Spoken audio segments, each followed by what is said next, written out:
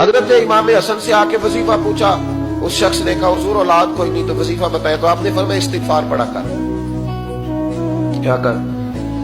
اس نے کہا ٹھیک ہے۔ تو حضور پھر میں دوبارہ کب آؤں؟ تو امام حسن کہنے لگے بے اولاد ہے نا تو، استغفار کا وظیفہ بتایا نا؟ کہا ہاں۔ فرمانے لگے اب اس وقت آنا جب اللہ تجھے 10 بیٹے عطا کرے گا۔ کتنے؟ 2 4 نہیں، 10 ہی کہہ دیے۔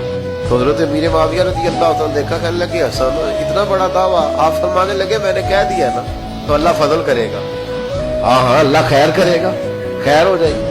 وہ شخص کئی سالوں کے بعد آیا، کئی سالوں کے بعد، تو حضرت امیر معاویہ کو بھی ساتھ لایا، کہنے لگا حضور اللہ کے فضل سے اللہ نے 10 بیٹے عطا فرمائے، پورے 10 ہی اللہ نے دیے۔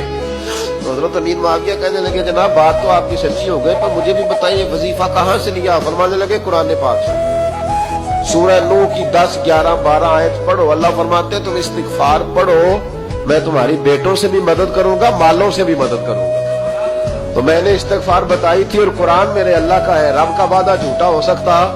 فرمایا 10 بیٹے ملنے تھے، میں نے کہہ جو دیا تھا۔ اور میرے بھائیوں یاد رکھیں، استغفار اللہ کی رحمت نازل کرتا ہے۔